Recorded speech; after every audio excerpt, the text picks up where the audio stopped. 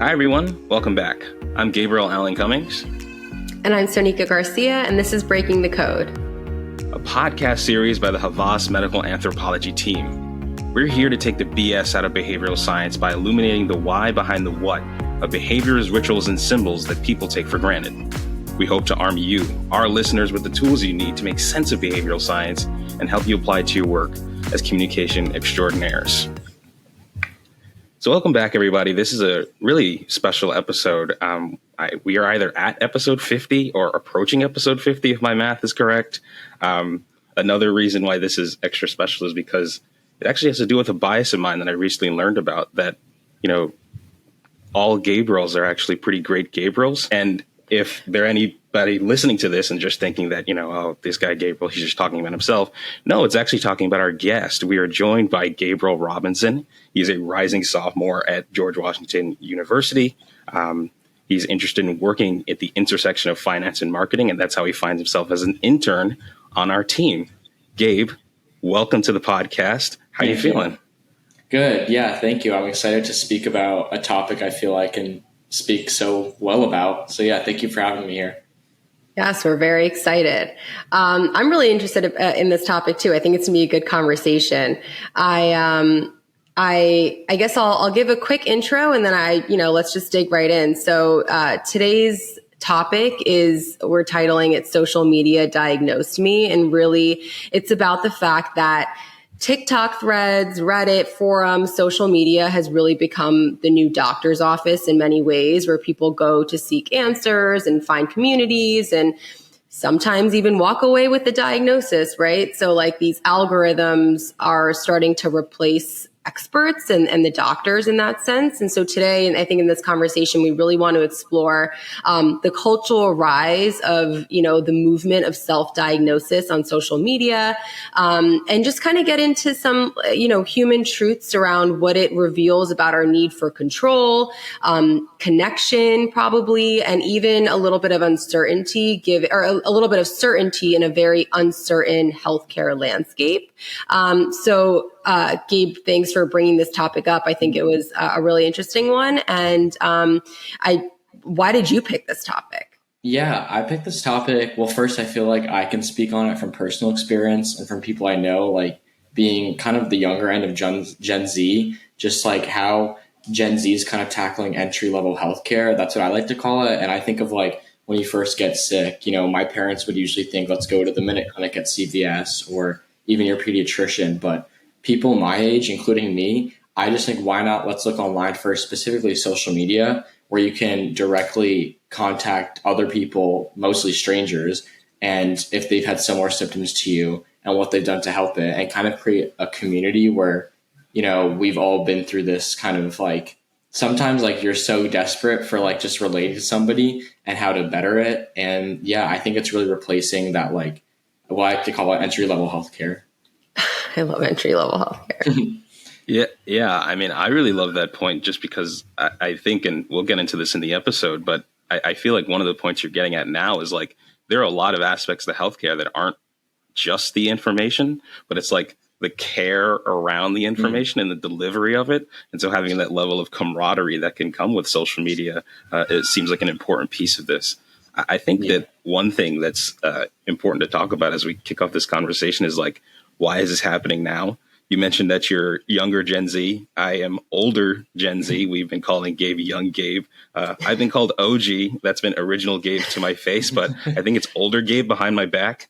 I don't think 25 is old, by the way. But I think it's important to have a conversation about why this is happening now. And this is one of the things we kind of, tossed back and forth as we were preparing this conversation. One thing that you brought up that was really interesting is the role that social media has played, or the roles it has played in the lives of someone who's Gen Z. I kind of think of it as like a cradle to grave experience, but I'd be interested to kind of pick your brain a bit more about like, what are the different roles that social media is playing in health and outside of health? Yeah, I think that inside of health, like it's kind of creating a community. Again, like when you go to the doctor, you're just directly getting help from a professional. Online, you're kind of getting a more relatable experience. These are not professionals, so they don't need to tell you, exactly correct details, which is sometimes a good thing. You don't always want to hear like the textbook definition of what you have and the textbook definition of how you could like help that, whatever you have. But, talking to people that have had firsthand experience with it and how they've dealt with it in different ways can create like a really relatable and just more casual like healthcare experience. I think to that point, it's also being reinforced. I know when I go on TikTok, a lot of times it's not just people saying, this is my experience or whatever, but they actually directly say, I've been to so many doctors and they all got it wrong. And, I finally, this is what it is. And then you almost feel like in that they're gaining trust, but then at the same time, making you question the trust that you have in doctors. So it's not like it's just happening for no reason. I think explicitly people are stating the doctors are getting it wrong. And like, here's where you can come for like the real deal. So yeah, I think and that's an interesting point too, just in doing a bit of kind of, cursory reading before the podcast, that if you go on PubMed, they do like evaluations of social media and a bunch of different disease states. And one of the overwhelming kind of takeaways is, of course, like the level of misinformation that's there. I do think that there's like, in addition to that, there's like a higher level of stigma when you get your information from social media. We talk a lot about how patients are going to be educating themselves. And one of the things that we've talked about is that social media is kind of an inevitability. Self-diagnosis and these things are an inevitability. And it's really more of a conversation of how we make these things safe. I think from an HCP perspective, just again, in doing this scan, one of the things that was kind of missing was that actionability piece. And so they're great at providing information about potentially what you have, what you're seeing going on. But when it comes to like taking that extra step or really taking any step, that's not totally there. One thing I wanted to ask about, and Gabe, I just wanted to jump off your original point, was the idea, like we're talking about Gen Z here. So Sanika, I kind of wanted to turn it to you as far as like millennials' interaction with social media, maybe even broadly, because I see social media as like, it's the space to get a job. It's the space to find love. It's a space to diagnose yourself. It's so many different things, like, again, that cradle to grave experience, just because like YouTube came out in 2005. And that's the example I always go to. I have childhood shows that I watched on TV, but I also do have like things like Smosh and different like channels that I follow throughout my youth that are now 20 years old and stuff like that. So Sanika, I did just want to call out here, as we do break the code here and say what people aren't getting quite right. How would you say a millennial's interaction with social media throughout the years is different from Gen Z? I mean, I think we just have a longer experience of that anchor of like our doctor is the most knowledgeable, important person. And so that was really programmed in us from such an early age. And we lived most of our adult life, our life in general, but most of our adult life believing that. And so for me, and I know a millennial, it's, these generations are 20 years, so everyone has a different experience. But for me personally, I think that I will go to social media as the initial before I can see my doctor, before I can validate it. But I still look for that validation from my doctor as like now like a two-step. So previously, if I would just, call my doctor up, now I'm like, let me be a little bit more informed before I get there. So yeah, I think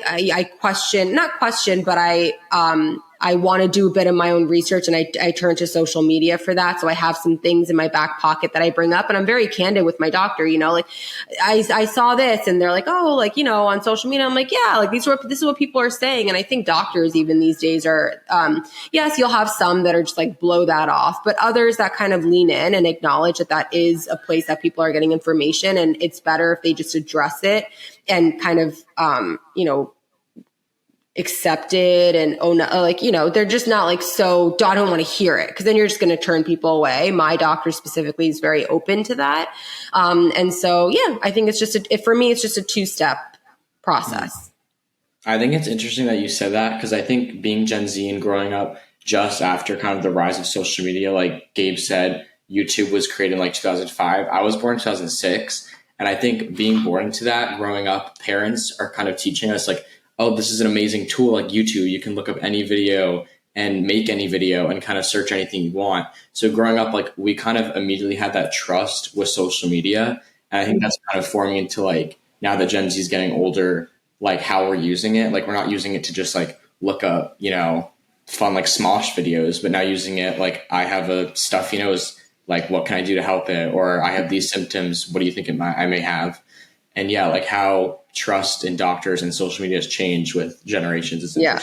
Well, yeah, social media, not only was it new during my generation, but also it was immediately met with like, if you think back to like MySpace, which is the first social media that I remember, it was like, you can't trust anyone and anything, and it's the scariest place, and you will be kidnapped, and no one is who they say that they are. So it's like all of that too, just like I said, that programming of like social media is not believable, or you can't trust it. So yeah. It's wild. I was just going to say, I think that while, all of these points are valid, and social media is a place where, like I said, I use it. It really does serve value when it comes to medical inquiries and maybe a diagnosis. I don't know if I'm completely there yet. I do think that there are harms of self-diagnosis as well. And something that you had brought up, Gabe, was, the relatability aspect and people like you and the community. And I think that really goes a long way in having people trust social media. But I think that the harm is that too. It's the benefit, but also the harm. So it's the harm of self-diagnosis through social media isn't just like, oh, I got it wrong. No one is going to write you a script for something that you self-diagnosed, right? I mean, I don't think so. You still have to like see a doctor in some capacity. I think the biggest harm though is mistaking that relatability for accuracy. So something is more accurate because it's coming from someone who's like me, or I have, I have that relatability with. To me, that there's a lot of harm there, because relatability and trust is such a strong emotion that at some point people can tell, someone that you trust can pretty much tell you anything and you're going to believe it. And I think the algorithm also, just being a tool in and of itself, feeds us content that sort of mirrors our fears and not medical facts. So it's sort of this echo chamber. I know when I start to look up certain medical issues on TikTok, then I'm just fed all these stories of it being that diagnosis. And then I'm like, oh my gosh, it has to be this, because to me, now the algorithm has made me feel like the numbers are so much bigger than they are. So it can be like a scary, vicious cycle. I think so. And then you take the anxiety portion of it. You could just be in a TikTok spiral, and then you're suddenly like anxious about something that actually isn't your reality. So I feel like it's a very fine line of, going for information and then really being sucked into the vortex, as I always say. So, another thing that's so interesting, and it's from your story before where you were saying you have a two-step process: social media first, then take it to the doctor. I think one of the harms there is like, also, if you just do social media first and foremost, if Gabe goes online and says, I have a stuffy nose, and they're like, stage 4, what? And then you just take that and you carry that with you. It's particularly prevalent in mental health, where as we talk about a lot, the symptoms are kind of difficult to parse out, difficult to identify, and different. I mean, neurodivergence is the word that we use for a reason. In defense of social media, despite the fact that there are obvious places for it to be improved, HCPs could be more actionable. I think the individuals on there, this is more of a nice to have, but be more accurate, medically accurate. The idea that people are, we mentioned community already, but the idea that people are describing their symptoms, and I think that there's a value in being able to watch people describe their symptoms, so that when you get in front of the HCP, you're not looking for words, you're not looking for different ways to describe your pain. You have a bank of knowledge, a lexicon, as we say. This is how this disease is talked about. And I think that making that so accessible will help improve care across the board in a way that I don't really see go discussed a lot. And I'll kick it over to Gabe for this. And this is one of the impetus for doing this episode at the very start, without implicating anybody. But the idea that self-diagnosis, people kind of do that for clout and the additional benefits. So again, without getting you or your friends in any kind of trouble, Gabe, what have you been seeing like on the streets of your college campus? Because I'm now old Gen Z who's working. What have you been seeing in college with people kind of just self-diagnosing themselves and wearing it as a badge, especially in the cases where they probably don't have anything? Yeah, I mean, even before college, I mean, I have 1 year of college experience, but before that, in high school, I mean, I don't necessarily think actually, yeah, I mean, they go on like Instagram, TikTok, see like, I was diagnosed with ADHD, here's why, and relate to some of those symptoms, and then see some of the benefits that come with ADHD. I mean, you don't want ADHD, but if you do, you get extra time on testing, smaller like class groups, usually like those benefits that you don't want ADHD, but if you have ADHD, you can get those positive benefits from it, which is kind of pushing people to self-diagnose with it, being like, oh, this person had these symptoms. I think I have ADHD. Let me go to my doctor and get a doctor's note saying that I have ADHD, and now I can get extra time on the math test. And being in college, I think one of the main things, not so much test taking anymore. I think that's kind of like a high school thing. But now with college, people finding ways to get single dorms. If they don't want to have a roommate, you can go online, say, I have like these, like what can I get a doctor's note for? And then get that doctor's note, send it to housing, and then there you go, you have a single dorm. I mean, personally, I have OCD, so I have a single dorm, but it's kind of funny seeing other people that like don't have anything kind of getting the same like treatment as I do. Wow. What a strategy. Yeah. I never had a single dorm. I'll just say, I think that it kind of exposes social media in a different way too, where we were talking about taking the diagnosis and kind of running with it. But this is taking it, running with it, and, kind of making a life or a living out of it. And that's some of the social media content that you see too, which is why I can't completely say that, go to social media for all your information, despite the fact that it'll probably be what is the go-to in the future. As we said, it's inevitable. And, speaking of it being inevitable, I think one thing that's important to kind of look back on is this idea of Dr. Google and how it's turning into Dr. TikTok. And that's one of the things we've been passing around kind of colloquially as we've been getting ready for this conversation, but really talking about the future of self-diagnosis. And so my understanding of Dr. Google at the time was kind of just like you punch your symptoms in, and then you get a list of things that you could possibly have. And you maybe just, Sanika, I think this is a worthwhile conversation for us all to have, but it's like a conversation about fear. And so when those Google results give you like the worst case scenario, it's like your eyes kind of gravitate towards there. We just had an episode talking about cancer. And so anytime a cancer could come up, it's like, well, is this something that it could be? Mm-hmm. Yeah. Well, I think that the main reason that, like with Dr. Google, you were just seeing words on a page, and you can't form a relationship or trust or like that emotional connection with words on a page, right? Like, so at that point, I still think the doctor was able to be above, like you would maybe like reluctantly believe a little bit of what you see, but I don't think it was like really believing it. I think it, it was just sort of an anxiety way to see what's out there. But with social media, it's not just words on a page, it's a person and their story. And like, I think that human element of it is really what makes it, even not the reason that social media is more impactful from that standpoint than Dr. Google, but the doctor. Like, yes, some people have really close relationships with their doctor, but some people, especially in this day and age with telehealth and whatever, it's a little bit more transactional.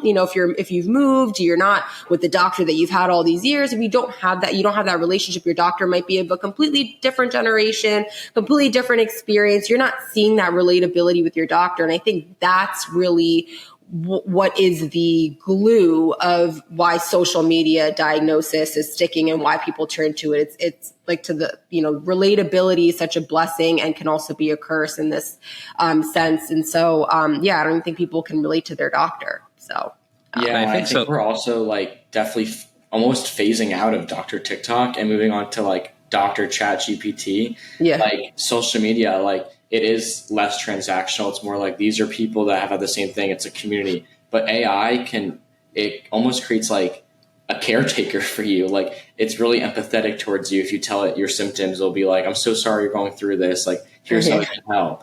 And I think it just kind of creates like almost a personal doctor, even though you have no idea where they're pulling these like, treatments from. Like when it's telling you to do this, like, how do you know that's the right thing to do?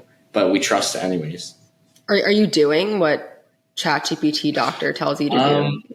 If I had like a severe illness, I probably would double check. But like when I had, like a cold and I asked it, like I did follow like the steps, and it's probably things I would have already done, like take Dayquil, but like it's like don't take Dayquil until you've had like a full meal. Yeah. And, like drink water right after. And I definitely or expanded my treatment.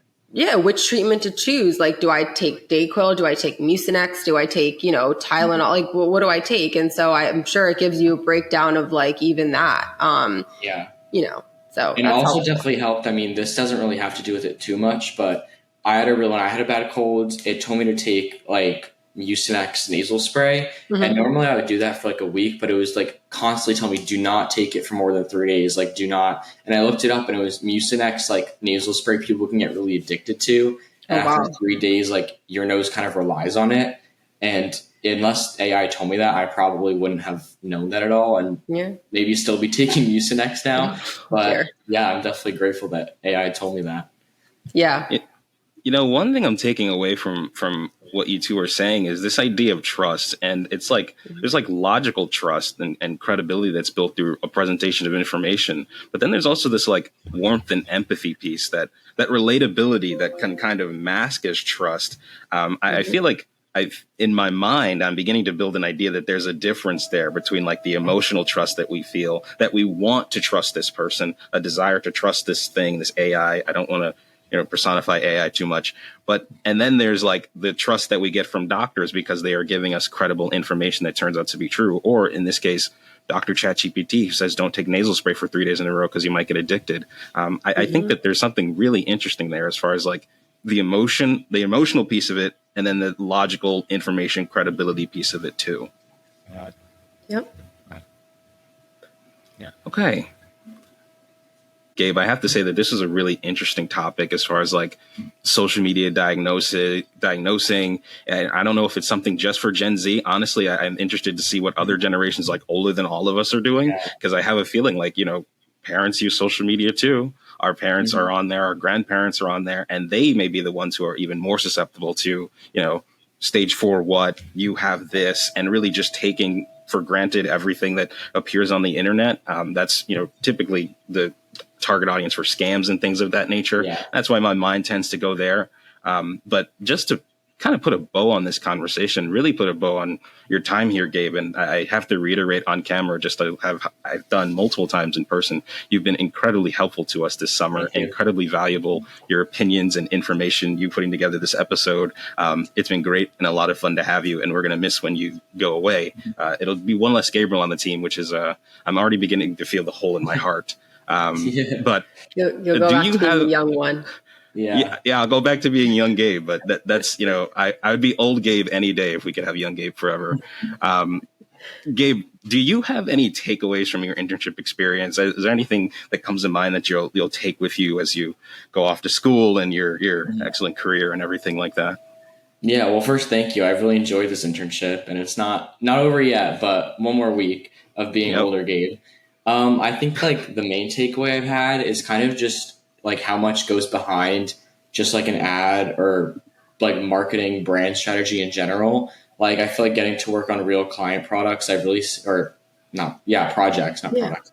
I've really got to see like how much goes into it, even if I'm just going on Instagram, like screen grabbing their posts, like how much that goes, like it goes a long way. And I mean, like I did some things I would never think to. And I've really just seen like I said, the behind the scenes of it all that you wouldn't see or wouldn't know about unless you have this experience. Awesome. I'm so glad you enjoyed it. Thank you. That's great.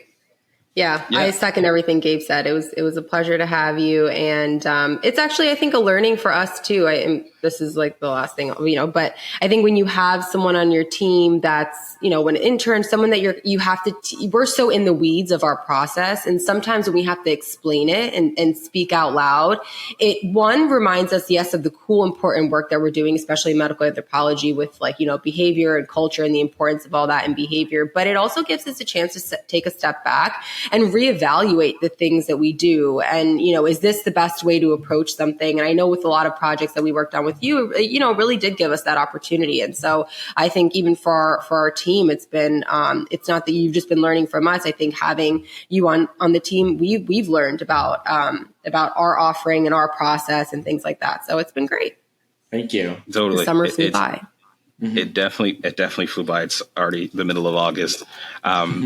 Gabe, thank you so much for everything. Thank you for being on the podcast and everything like that. This was really great. If you have anybody, now I'm talking to the listeners, if you have any responses or thoughts about social media diagnosis, anything that, we should dig into deeper on a future episode, we may or may not have Gabe on there, but please reach out to us, medicalanthropology@havas.com. So thank you everybody for listening and for breaking the code. I'm Gabriel Allen Cummings. And I'm Sonika Garcia. Till next time. Thank you. Thanks, for listening. Everybody. Bye. Breaking the Code is a podcast by the Havas Medical Anthropology Group. Hosted by Sonika Garcia and Gabriel Allen Cummings, with inspiration coming from all of you. Thank you for listening and for your continued support. If you enjoyed this episode or had any questions for the team, feel free to leave a rating, subscribe, and send us a message to our mailbox at medicalanthropology@havas.com. Until next time.